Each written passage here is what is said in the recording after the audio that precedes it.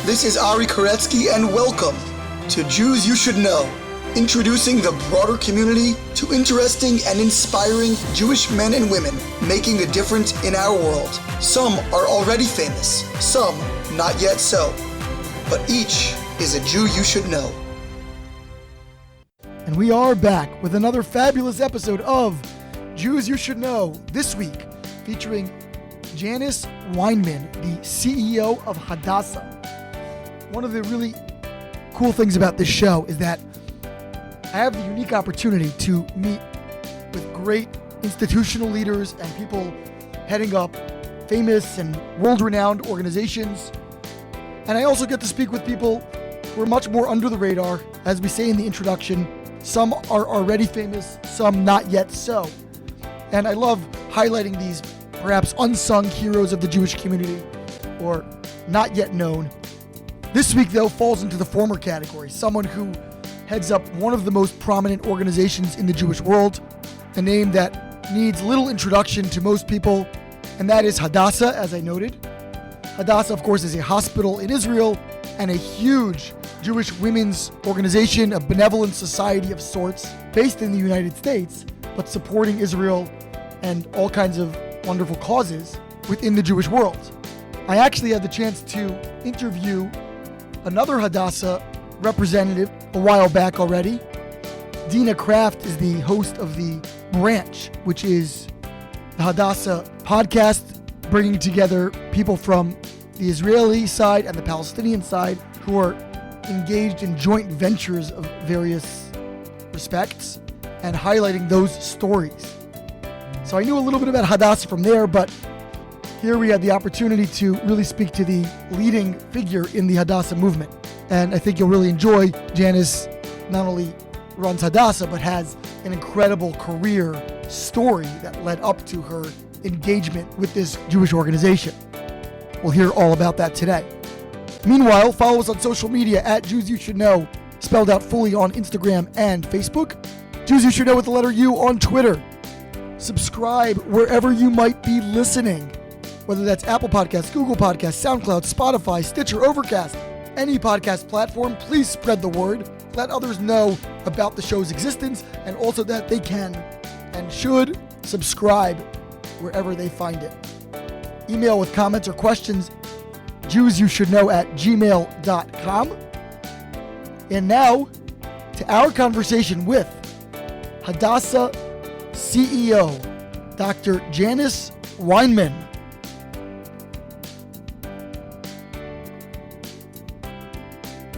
We are here with Janice Weinman, the CEO of Hadassah, the amazing and iconic Jewish women's organization.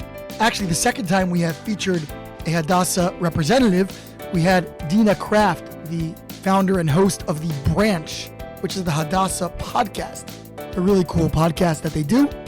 But Janice is the CEO of the entire organization. How are you, Janice? I'm fine, thank you. I'm delighted to meet you, and I'm very, very pleased to be on your show. Likewise, thrilled to have you. So as we do with all of our guests, why don't we take it from the top? Tell us a little bit about where you're from, your background, your 20, 30 years until this point, where it all started.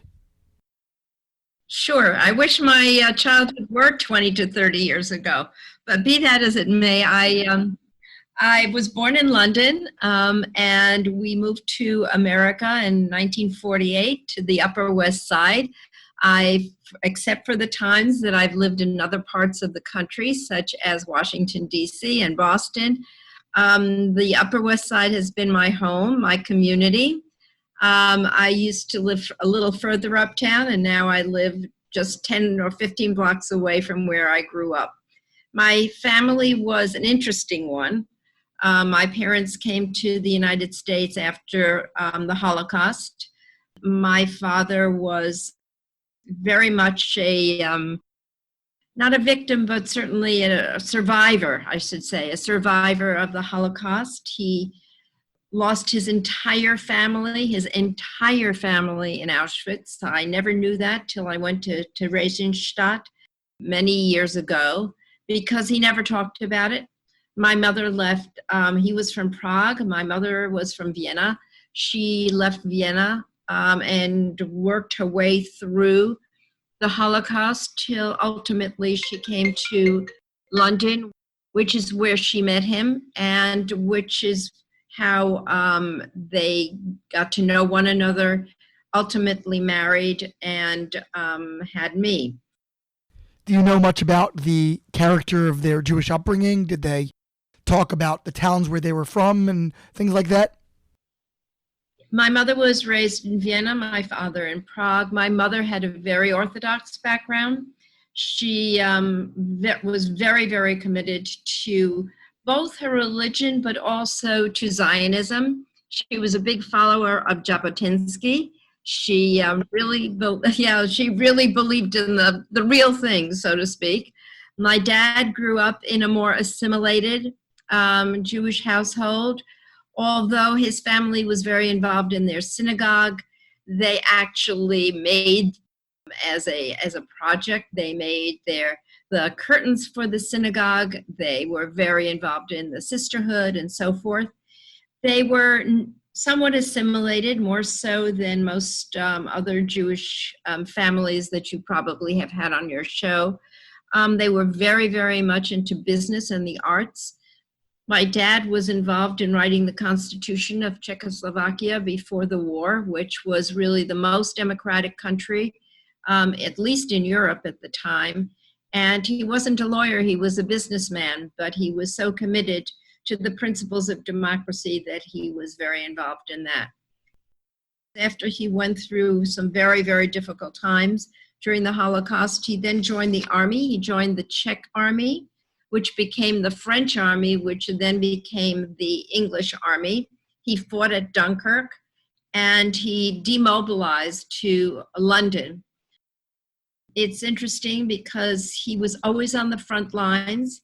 He got the Croix de Guerre from France for his valiancy and bravery. And he was a man who really did what he felt was the thing that was important to do. It was not a lot of rhetoric. He was a very quiet man, but it certainly was a lot of action. My mom went through many various locations until she finally got to London late in World War II. There she drove ambulances. She was completely exposed during the Blitz. And she often told me about the times where, a bomb would fall in the middle of her living room. She would go to the local police and they would say, "It's not possible, lady, you're dreaming. You would be dead by now." And in fact, there had been a bomb in the living room. They evacuated her. And those are some of the stories. My dad did not talk about the Holocaust at all. He was extremely affected by the loss of his brother at Auschwitz and his entire family. In fact, I'm the only descendant of the Weinmans. And it made a great deal of impression on him with regard to the philosophy of life that he communicated and imparted. He always said, never take democracy for granted. It is something that we here in the United States have the opportunity to cherish, to value, and again, never take for granted. But he never talked about the war. He never talked about his experiences. And it was often difficult because he woke up in the middle of the night screaming. We knew that was an after effect of the experiences he had and of the feelings that he kept in his own soul and his heart rather than sharing with others. We talk a lot nowadays about children of survivors and things like that. Were you acutely aware growing up of what that legacy meant? How did that affect you as you were progressing through your childhood, having that burden, so to speak, and being in that particular position? I was acutely affected by it. It was always brought to my attention in the more general sense what people suffered, what the injustices were, what the implications of bigotry and hate can be. My parents were always a little bit suspicious of other people because they had gone through this very traumatic time. It made me look at the world somewhat cynically because I was always exposed to that background, which, although it wasn't discussed extensively, you could tell was embedded in the psyche of my parents. And I think in some ways I inherited that psyche because I felt that people would never know when they were being threatened, and people would never know when they could not trust other people because of the consequences of this terrible massacre. Just to fast forward to contemporary events, we're recording here in real time, right at the height of the George Floyd racial protest. Is that something, in light of your own experiences, that you feel particularly connected to? I feel particularly connected to it. And I should just share with you that over the last 2 years at Hadassah, I have been very heavily involved in the initiation and the passage of the Never Again Education Act, which is an act to teach students here in the United States. It was passed through Congress and signed by the president last Friday. And it's an act that is intended to make the next generation understand the consequences of hate and bigotry and discrimination. And when I hear about what is going on here currently in the United States and the freedom with which people feel they can abuse others or at least discriminate against others, I am terribly moved by that. I think that the education that is required, the awareness that needs to be brought to all communities, the sense of civil justice that needs to be exhibited just needs to be far more top of mind. Just knowing that people are reacting to what they see as injustice is very, very much a manifestation of poor treatment. So when I hear about this kind of situation in the context of what happened to 6 million Jews and other minorities, not just Jews, but other minorities as well, and what this means for our country now, I feel that unfortunately we've not come a long way, but that we need to revisit the whole issue of what democracy means, both in our country and elsewhere. And I feel, unfortunately, we are living through a rerun of history, but with different groups involved. Okay, so we fast forwarded a little bit just because of the overt connection to current events. But going back in your own personal timeline, what were your early aspirations at the time? Did you want to get involved in Jewish communal life? Did you go off to college? Where were you at that formative period? Early on, I was very much involved in the world of music. I studied 10 years at Juilliard. Oh, wow. I thought I was going to be a professional pianist. I wasn't good enough. And so I pivoted, as they now say. I went to college. I went to Brandeis University. And then I went to Harvard for my master's and doctorate. And they were in sociology and then sociology of education. My intention at one point was really to enter into politics because I believed that by virtue of being able to represent people, it would be important to play that role, to be able to be a voice for those that needed to have one, to be able to speak on behalf of my own people as well as other people. I actually ran for office in 1989 on the West Side for city council. There were 8 of us who ran against one another. It was a brutal race. I learned an incredible amount from it, but it was the culmination of my really wanting to be a voice for others who might not be represented. What did you learn in that race, and why did you not continue down the electoral politics route? So I learned from that race that it is really influence that makes a very big difference rather than your ideology, that often the connections you have or the amount of money you can spend on a campaign is very much a part of the outcome rather than what you represent, what you say, what's in your heart and what's in your mind. So I learned from that you have to recognize that as part of both, not only the political process, but every process.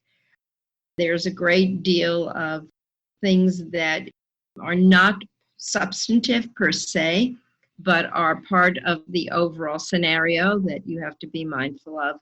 And so I learned that. I learned how to debate.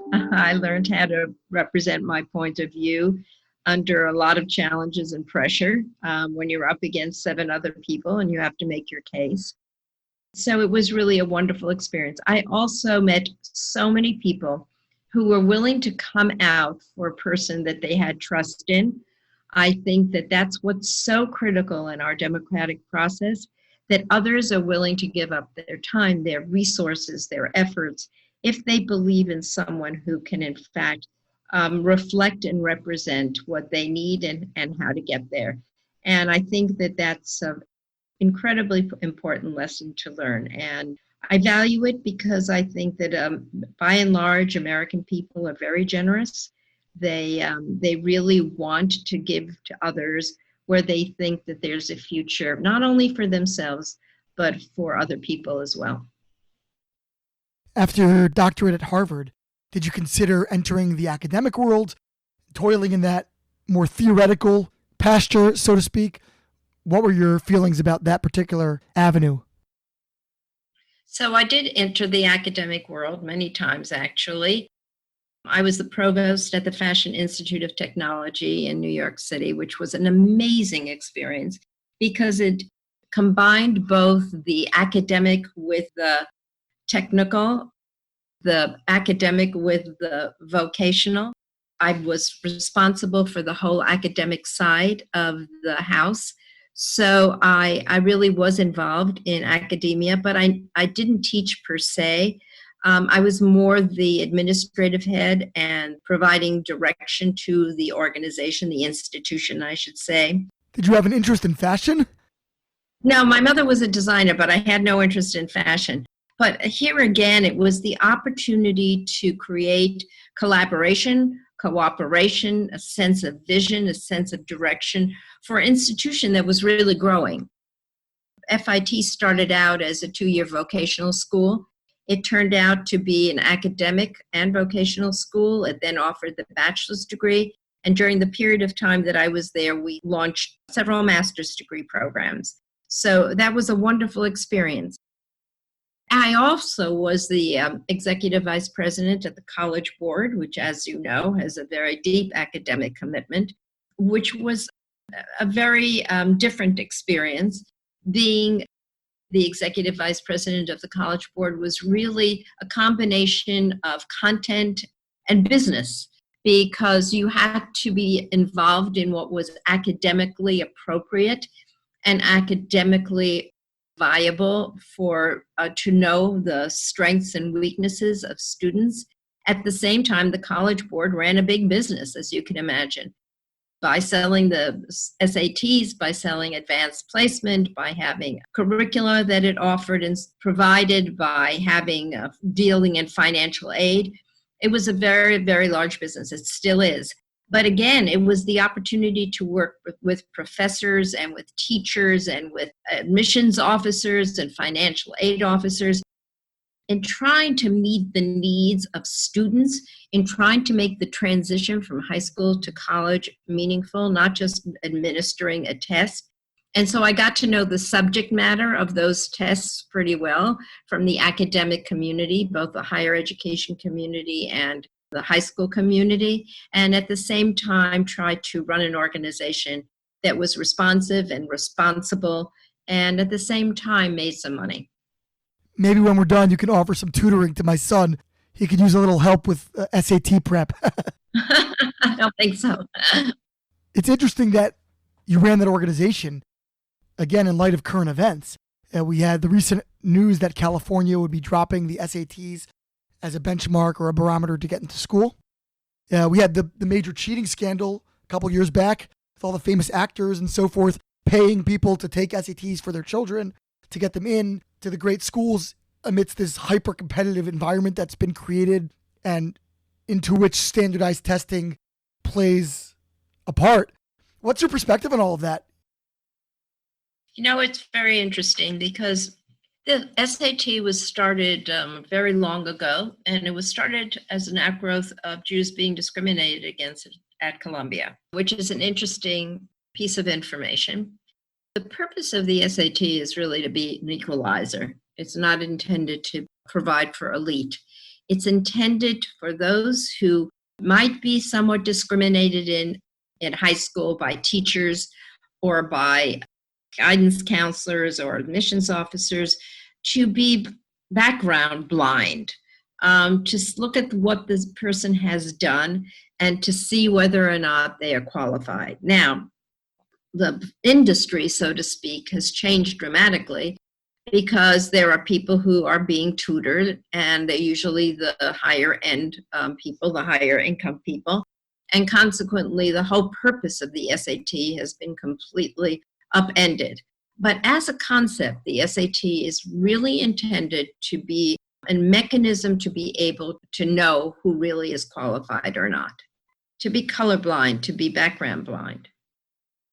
Do you see the dropping of the test as a concession to pragmatic realities that people are finding ways to take advantage, as we see in the extreme with people of great wealth and perhaps questionable moral constitution, but in general, maybe it's doing more harm than good? Or do you think there's still a role for these tests in the admissions pantheon? I think that the problem is not the test. The problem is the educational system, very honestly. We have never closed the achievement gap.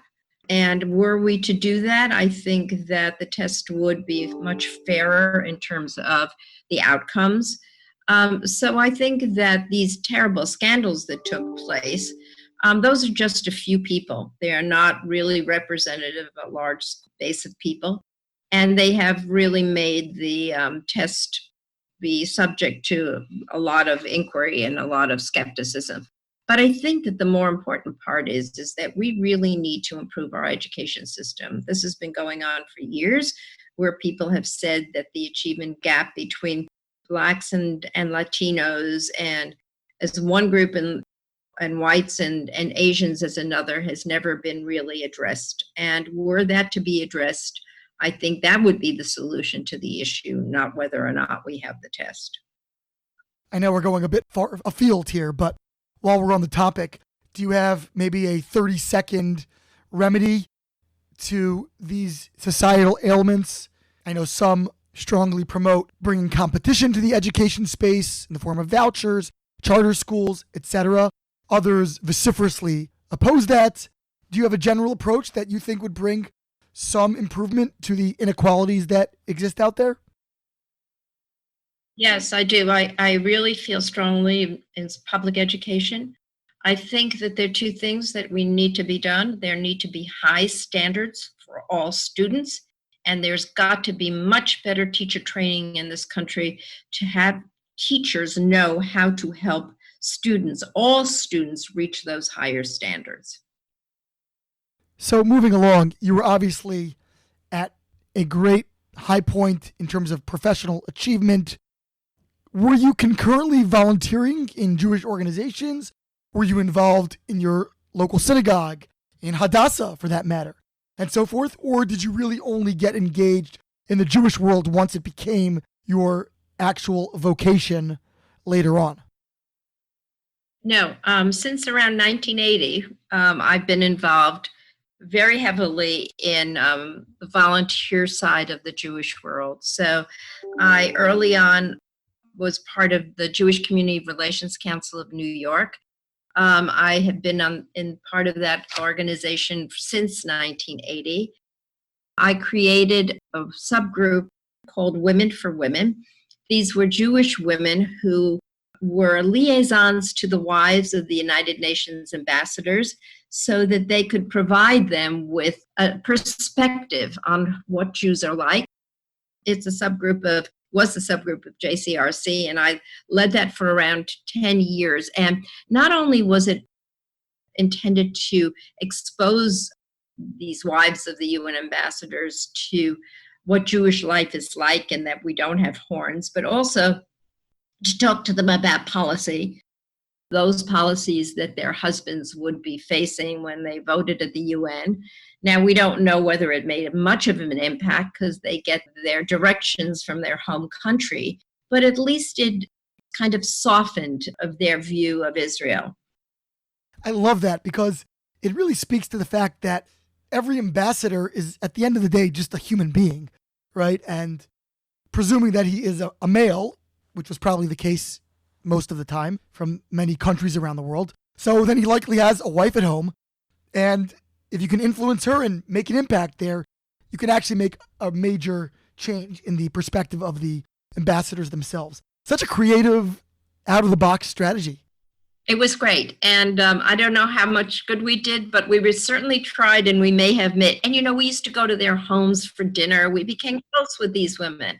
So at the same time, I've always been involved with AIPAC for over 35 years. But something else that I started in 1980, and then subsequently there were many other different things that I've been involved in the Jewish world parallel to my professional life, was that AIPAC has been really an amazing organization. And out of Chicago was created a group called JACPAC. And this was a PAC that was all women, and they had two issues. Number one, Israel, and number two, women's rights. And so I became the head of the New York chapter of that, and also the national vice president. And I must tell you, it was an exceptional experience. We had congressmen and senators and come to various homes. We had every month a different senator from around the country or congressperson. And we became educated, and we became involved, and we became conscious of all of the issues. We educated ourselves, and then we went to lobby our individual representatives. And not just representatives from the state of New York, but also others who we knew had critical voices in legislation having to do with Israel. So it was a wonderful experience. I did that for around 10 years, and then I moved to Washington again, so I was unable to continue. It still continues, and I have remained very active in AIPAC, as has my husband. What's the nexus there between Israel advocacy and women's rights?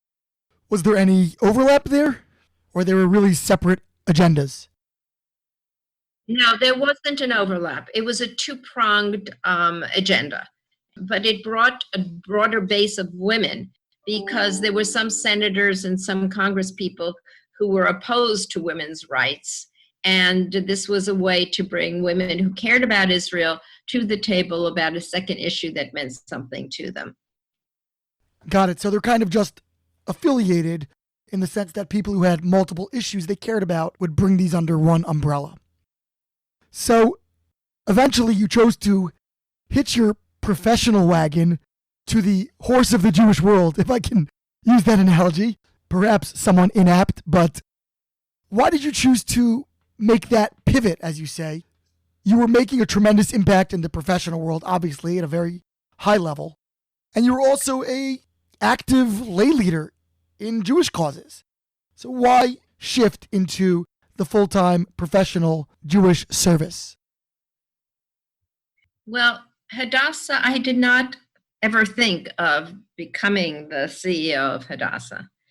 Before I was at Hadassah, I had been for 10 years in an organization called Kids in Distress Situations, where we provided new product to disadvantaged families all around the world. It's a terrific organization. And manufacturers and retailers and the licensors used to give us most incredible product for these families. But at the same time, I was heavily involved with JCRC. I was actually the president of JCRC New York from 2007 to 2010.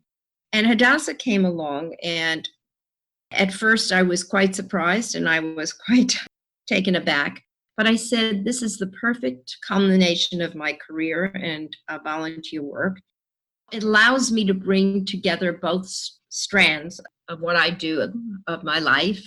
It gives me an opportunity to continue to do management and to head up an organization as I had for a number, for many years, and to do justice to my Jewish roots and the issues I care about most of all, which have to do with Israel and Judaism. So here was a perfect opportunity to take a skill set that I had developed over many, many years in leading organizations, as well as my passion for Israel and for Judaism, and to bring that together into one strand. Had you been involved in Hadassah at all, or this was totally out of the blue? I was a life member of Hadassah. I was on the board of the foundation of Hadassah. There's a foundation that we have, as well as our general organization. I was on that board. Our terms are 3 years. I was on the inaugural board of that foundation. I absolutely loved it. We granted awards to programs to empower women and girls, both in the United States and in Israel. I was really enamored by the good that we did through the not much of funds that we gave. We taught women how to build their own businesses, Ethiopian women, Bedouin women in Israel, many, many interesting things. And here in the United States, we build programs for young girls to become involved in Jewish life and Jewish projects. So that was my exposure to Hadassah. It was not through the organization per se, but the foundation. But coming to Hadassah, I really felt as if I had come home. When I left the U.S. Department of Education in around 1979, I had been there several times, and my mom said to me, if you had the choice between being the U.S. Secretary of Education or the head of Hadassah, which would you choose? So I hesitated a minute, and she said to me, you better give me the right answer. That's an amazingly prescient question. It was so prescient. If she were still alive, she wouldn't believe it that I'm doing this now. And I think of her every single day. I really do. She would have been so overjoyed, and she would have been particularly overjoyed that we passed the Never Again Education Act for Holocaust education. So I really feel that Hadassah is my home in so many ways, both in terms of the women who are involved in their incredible passion, the opportunity to provide programming here in the United States that has to do with women's health, that has to do with women's empowerment, and at the same time to have them have a mechanism to identify with Israel through our wonderful hospitals that we have in Jerusalem. And it really is the most gratifying opportunity I could imagine. How did they discover you or even know to approach you? And what do you think they saw in you that they decided to pull someone from outside of the established Jewish professional ranks? Well, they had a search firm. I think the search firm found me. I'm not quite sure, through several connections of people who recommended me. And then I went to the search committee, and I think that the combination of experiences was what made them select me. I should also point out that I worked in a hospital for a number of years. I worked in Mount Sinai. I never thought that experience would contribute in any way to my life. It was totally out of my expertise and everything, and it was not easy for years. But having had that, where do you find somebody who's got, the medical, the organizational, the Jewish, the women's? So I guess that the combination of all of those different paths led me to them. For those who aren't entirely familiar with what Hadassah does, I mean, it is sort of a household name, and perhaps people are familiar with the hospital, but what exactly is the mission statement of Hadassah? What do they accomplish and set out to do today? So Hadassah is an organization made up of over 300,000 women here in the United States, members. Our main mission is to provide health care in Israel. We created the Hadassah Hospital over 100 years ago. We have two campuses, one at Mount Scopus and one at Ein Kerem. We provide really state-of-the-art medicine. We not only do that, but we do extensive research. We were instrumental in finding a way to stop the progression of ALS a number of years ago. We've been at the forefront of breast cancer, many heart, many areas. And there are many people here who want to be able to contribute to the ongoing quality care in Israel. And so that's one aspect of what we do.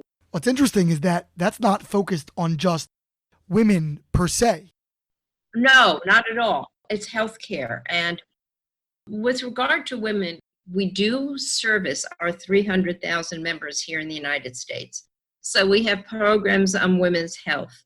We have programs on Israel. For example, the branch that teaches coexistence, as you refer to it. We have programs, book programs. We have programs that are intended to really enlighten and to educate. And we have 700 chapters. And our chapters actually take guidance from us on programs that they then offer to their membership within their local communities. So we have a vast network of people here in this country who not only care about and contribute to our contributions to the hospitals, and we give them a significant amount of money a year, and we fundraise for that, but also are involved in our programs here in the United States. What's your relationship to use the F word, to fundraising? Is it something you did a lot of previously, and has it become a major part of your job in this particular role? I think fundraising is critical for everybody in our organization, not just the CEO and not just the president and the division of philanthropy, as we call it. We have two levels of fundraising. We have grassroots fundraising. We have major gifts fundraising. I do a lot of speaking to various groups to try to encourage them to contribute. I have connected the organization with some major donors who are contacts of my own. I'm part of a cabinet that offers programs of my own. I do that personally so that I can bring in new people who might be able to provide significant funds to the organization. People sometimes talk about how there are a certain number of, we might call them legacy institutions in the Jewish world.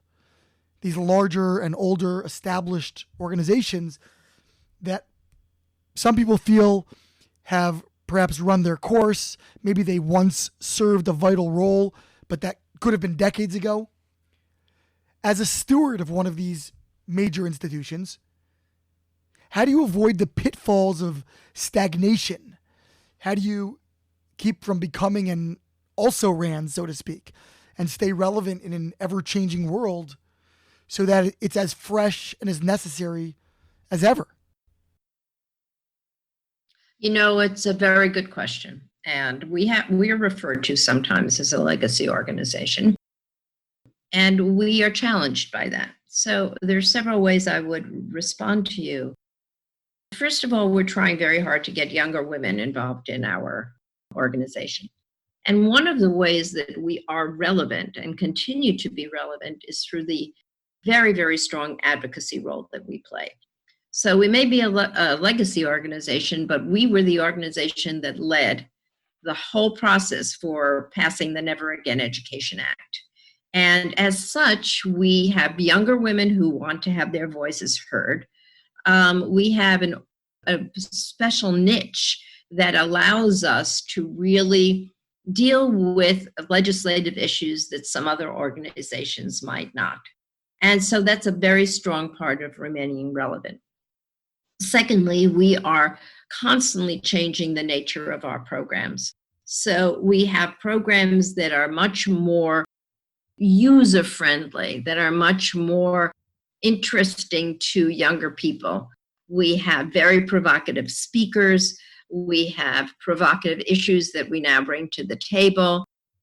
And the third thing is that, and secondly, with regard to that, we have programs in women's health that have relevance that other organizations don't. So we started a whole program on infertility, and nobody else is dealing with infertility, but this is a family problem for many, many families.